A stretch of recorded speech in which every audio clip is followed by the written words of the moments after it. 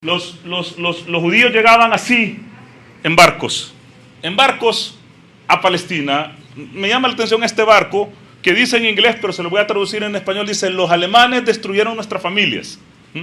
Los alemanes destruyeron nuestras familias. No destruyan ustedes nuestra esperanza. O sea, llegaban a pedir posada a Palestina, a decir: miren, por favor, recíbanos, los alemanes nos destruyeron. Y los palestinos los recibían: vengan pues. Algunos estaban enojados, pero mucha gente no nos iban a matar. Esta gente, o los descendientes de esta gente, después les patarían la cabeza, les quitarían las tierras a la gente que los recibió.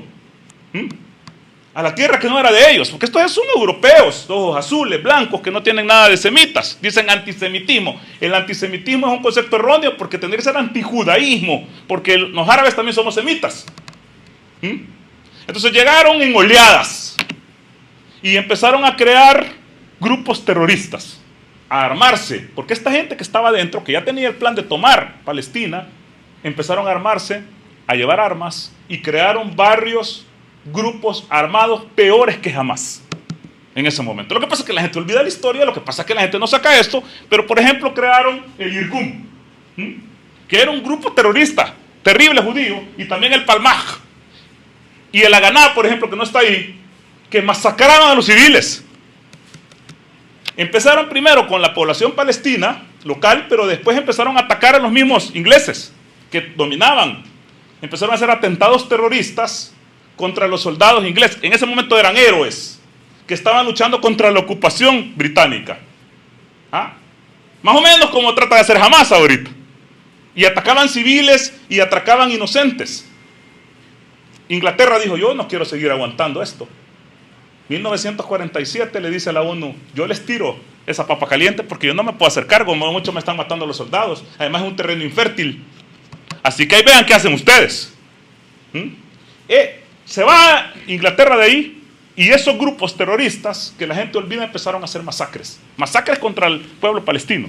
Por ejemplo, voy a poner algunos ejemplos de un montón de masacres que hubieron, bien documentadas, que ustedes pueden buscar en la bibliografía que hay en internet y en otros lados. Por ejemplo, la masacre Tin al-Zaytun, que sucedió el 1 de mayo de 1948. Fueron asesinados entre 30 y 70 árabes por miembros de Palmaj.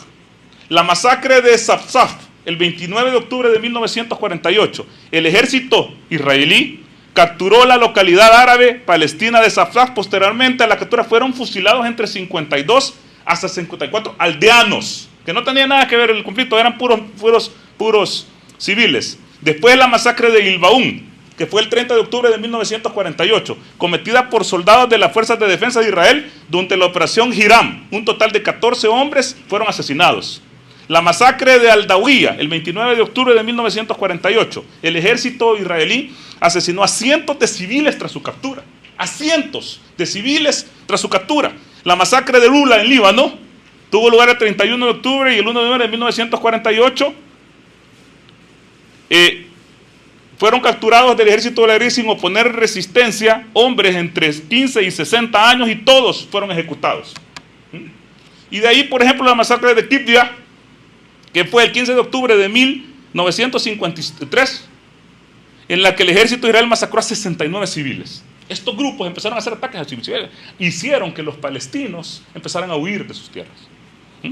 En la resolución 1981 de la ONU, 181 de la ONU, hizo que Palestina se partiera en dos. O sea, la ONU vino y dijo: vaya, aquí está Palestina, la vamos a partir en dos. La mitad para los israelíes y la mitad para los palestinos. El problema es que los que estaban del lado israelí estaban siendo hostigados, estaban siendo maltratados, e incluso los estaban atacando. Entonces muchos empezaron a emigrar. 800,000 palestinos emigraron y se fueron de sus casas, de lo que había sido la casa de sus papás, de sus abuelos, de sus ascendientes, hasta 2500 años atrás, para campos de refugiados. Esos campos de refugiados que están en Líbano, que están en Siria, están allí todavía. Viven en tiendas de campaña o en casas de lámina, porque fueron sacados sus padres de sus hogares. Evidentemente los árabes no estaban de acuerdo con esto. No estaban de acuerdo con que alguien llegara a partir su tierra. Imagínense que viniera alguien y dijera, bueno, en El Salvador, aquí vivían antes los pipiles y los mayas. Entonces ahora la mitad del Salvador se la vamos a dar a los pipiles y a los mayas porque vivieron hace 1000 años aquí. Y a ustedes les toca irse para el lado del EMPA para allá, porque por más fregar nos van a dar el lado de Oriente, que es más caliente, ¿va? Y te van a sacar de tu casa, papá. ¿Ah? Te van a sacar de su casa, te van a quitar tu propiedad. Y si vos decís, pero ¿y por qué si esta es mi casa que yo compré? Esta es mi casa que yo compré. Y te vas a decir, no, pero es que usted se tiene que ir. Los árabes se levantaron mal armados, mal entrenados, con poco armamento, sin el apoyo de los gringos, contra un ejército más organizado, apoyado por los norteamericanos, que venía preveyendo esta situación desde hace décadas, y perdieron la guerra. Israel empezó a avanzar. La ONU, que le había dado su creación a Israel, a Israel le debe su creación a la ONU, empezó a hacer sendas declaraciones contra Israel, que Israel ignoró.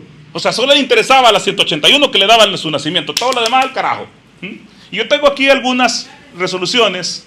Por ejemplo, la primera resolución, la 194, que fue en 1948, que dice: la Asamblea General de las Naciones Unidas adoptó esta resolución, que aborda la expulsión forzada de árabes. Esto está diciendo la ONU, quien le dio nacimiento a Israel. Dice: la expulsión forzada de árabes establece el derecho de los refugiados a regresar a sus hogares y recibir compensación por sus pérdidas. Pregúntame si Israel ha seguido esta resolución. No, la gente sigue en los campos de refugiados en la segunda y tercera generación. Ni han recibido compensación, ni han podido regresar a sus tierras. La resolución 242, que fue en 1967, después de la Guerra de los 6 días, dice: esta resolución del Consejo de Seguridad, adoptada después de la Guerra de los 6 días, exige la retirada de Israel de los territorios ocupados. Exige la retirada de Israel de los ocupados y el reconocimiento de la soberanía de los estados de la región. No, papito. De 1967 a 2023 Israel no ha dejado los territorios ocupados. La resolución número 337, hecho en 1979, dice: esta resolución condena las acciones de Israel al interceptar un avión libanés en su espacio aéreo y se basa en principios de derecho internacional. La resolución 446 dice: declara que los asentamientos israelíes en territorios árabes ocupados son inválidos y exige que Israel respete el Convenio de Ginebra.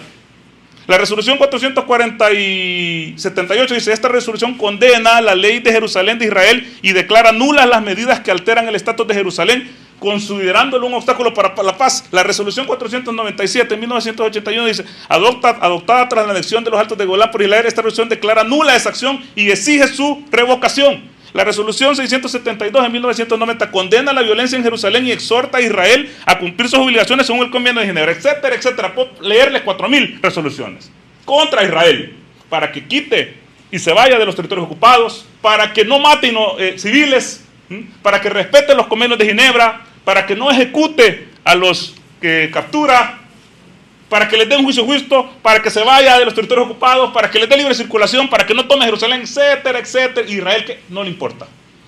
No le importa. Hace lo que quiere. El derecho internacional, la ley internacional, no tiene validez. Así que Israel va ocupando poco a poco el territorio. Este es el territorio de la Palestina histórica, que está en verde. Alguien me dice: no, pero es que ahí le falta cuando estaba en administración otomana. Es que no importa si está en administración otomana, si está en administración árabe, persa, griega, romana, lo que sea, pero esa era la tierra histórica de Palestina, donde vive esa misma gente. No es que llegó la gente de metida después, ahí viven. Entonces han ido quitándole territorio hasta que solo se queda con el 15%. 15% de su tierra. Como que aquí todos nos metan en la libertad. No, de libertad es un departamento bonito. Morazán, Morazán también es bonito, no sé. Es que la gente no tiene libre circulación. La gente no puede ir, por ejemplo, de la Franja de Gaza y puede ir a Cisjordania. La gente tiene una tarjeta de color para moverse solo en su área. La gente no puede venir y decir: voy a ir a rezar a la mezquita de Al-Aqsa. La gente no tiene ningún estatus ni ninguna legalidad, es un apartheid absolutamente total. Human Rights Watch, que son esta organización de los derechos humanos, dijo definitivamente: en Palestina, Israel, hay un apartheid, que significa un grupo queriendo sobreponerse o aprovecharse y discriminando a otro grupo, tal como sucedió en la Sudáfrica de Mandela.